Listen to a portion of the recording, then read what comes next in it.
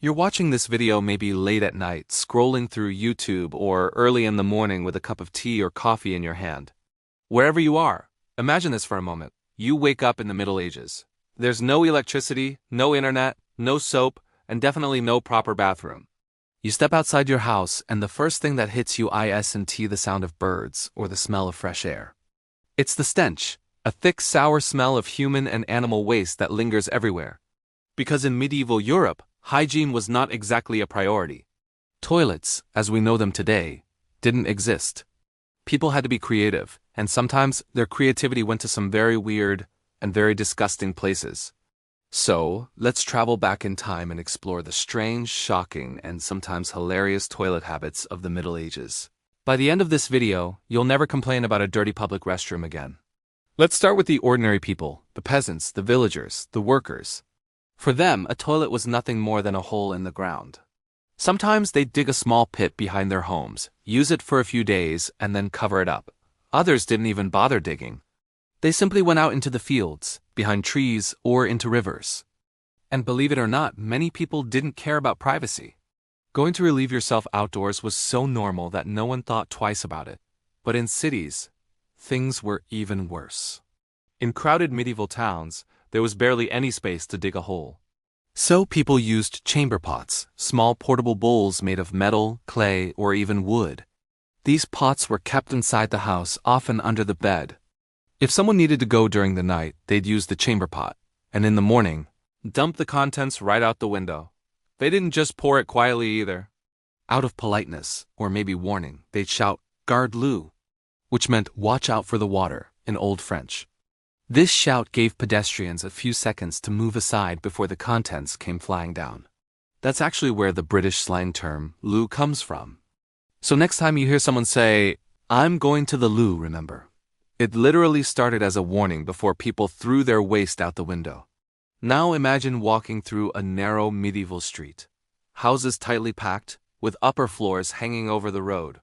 You're carrying bread from the market, maybe talking to a friend, when suddenly something warm and wet splashes on your shoulder. You look up, and it's too late. That was life in medieval cities like London, Paris, and Rome. The streets were filthy. Human waste mixed with mud, animal droppings, and garbage. People dumped everything outside: food scraps, chamber pots, and even dead animals. In summer, the smell was unbearable. In winter, the filth froze into hard layers on the ground. Rats and insects thrived in these conditions, and so did disease. Let's talk about water. In most medieval towns, rivers and wells were the main sources of drinking water. But here's the disgusting part: the same rivers were used to dump human waste. So the water people drank, cooked with, and bathed in was often contaminated. It's no surprise that diseases like dysentery, cholera, and typhoid were common. People were constantly sick, and no one understood why. The connection between waste and disease wouldn't be discovered for hundreds of years. Back then, people believed illness came from bad air or evil spirits, not from dirty water. Now, you might think the rich had it better. After all, they lived in castles and manors. But even there, toilets were far from what we'd call comfortable. Castles had special rooms called garderobes. A garderobe was a small stone room built into the outer wall of the castle. Inside was a wooden seat with a hole in it. The hole led straight down through a vertical shaft to the outside, often above a moat, a pit, or just open ground. When someone used it, the waste simply dropped out of the wall. There was no flushing, no cleaning system, and the smell was horrendous. Some garderobes were designed over running water or streams to wash the waste away, but most just let it pile up. Servants sometimes had to clean out the buildup manually. Imagine that job. To deal with the terrible odor, people hung herbs, flowers, or even their clothes in the garderobe. Believe it or not, nobles thought that the smell of ammonia from waste would keep lice and moths away.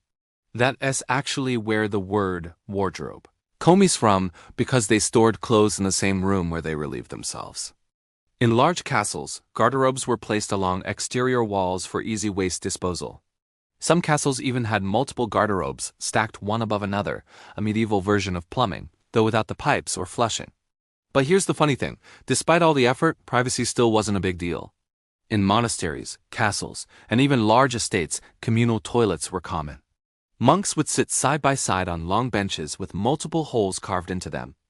They used the toilet together in silence, believing it was humble and efficient. There were no walls, no partitions, just everyone doing their business together.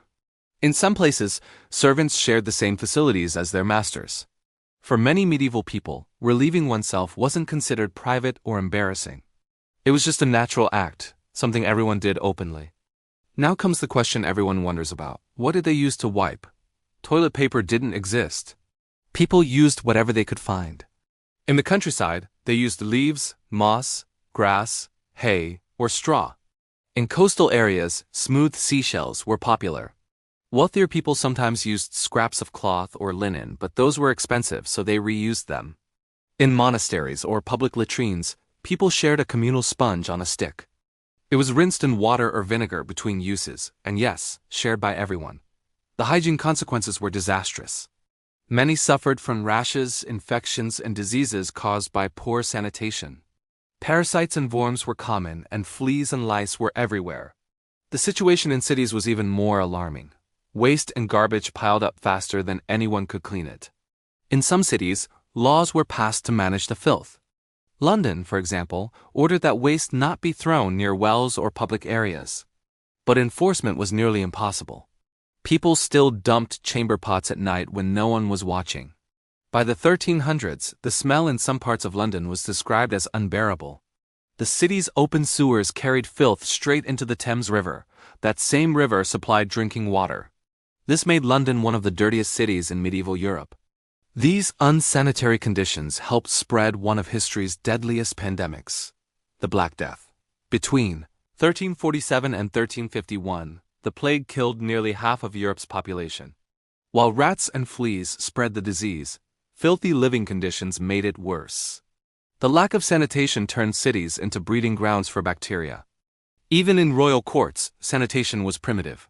Kings and nobles relied on servants called grooms of the stool. This person had one of the strangest jobs in history. The groom of the stool helped the king during toileting, ensuring he was comfortable and clean. As odd as it sounds, it was actually an honorable position. The groom of the stool was one of the closest people to the king and often became a trusted advisor. Imagine that a person as career and influence in politics could start with cleaning up after the king. Medicine and toilet habits were closely connected too. Medieval doctors believed the body was controlled by 4 humors: blood, phlegm, black bile, and yellow bile. To stay healthy, these humors had to be in balance. Human waste was seen as a clue to the state of one's health. Doctors would examine and sometimes even taste urine or stool to diagnose illness. It's disgusting to think about, but back then, it was seen as advanced medical science. They also believed that holding in waste was dangerous.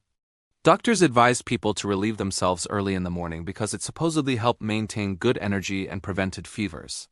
As strange as these ideas sound, they show that people were trying to understand their bodies, even without modern science. By the late Middle Ages, small improvements began to appear. Some monasteries and castles developed better waste systems. They built channels that carried waste away from buildings and used running water from streams or rain to wash it away. These early systems were the first steps toward modern plumbing. In certain monasteries, waste was even collected and used as fertilizer for crops. Recycling at its most medieval level.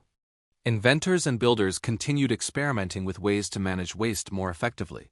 Though crude, their efforts laid the foundation for what would eventually become modern sanitation. Of course, life still smelled terrible. The combination of open sewers, unwashed bodies, animals in the streets, and rotting food made medieval towns some of the smelliest places in history.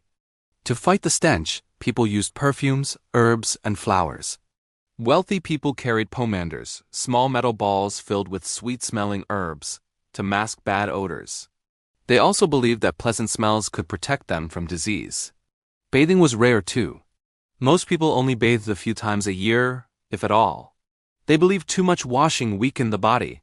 So people simply covered up smells with perfume, oils, or by changing their clothes. By the end of the Middle Ages, a few cities began building more advanced sewer systems. But it wasn't until the 16th century that real progress was made.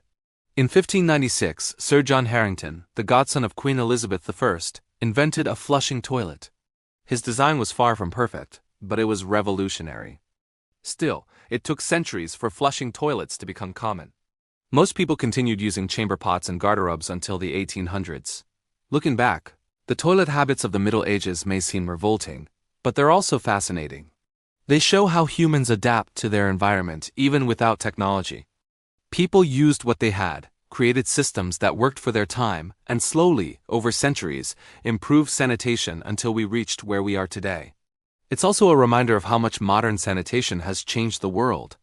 Clean water, toilets, and sewage systems have saved countless lives. Something as simple as flushing a toilet is a luxury that billions in history never had. So next time you use your bathroom, take a moment to appreciate it. The running water, the soap, the privacy, all of it is the result of centuries of progress, trial, and learning. The people of the Middle Ages weren't disgusting by choice. They were simply living in a world without knowledge or infrastructure.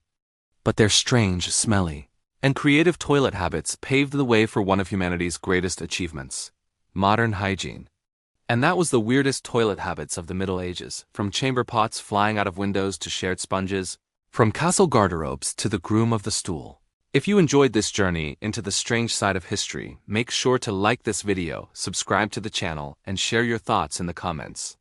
Which medieval toilet habit shocked you the most? Thank you for watching.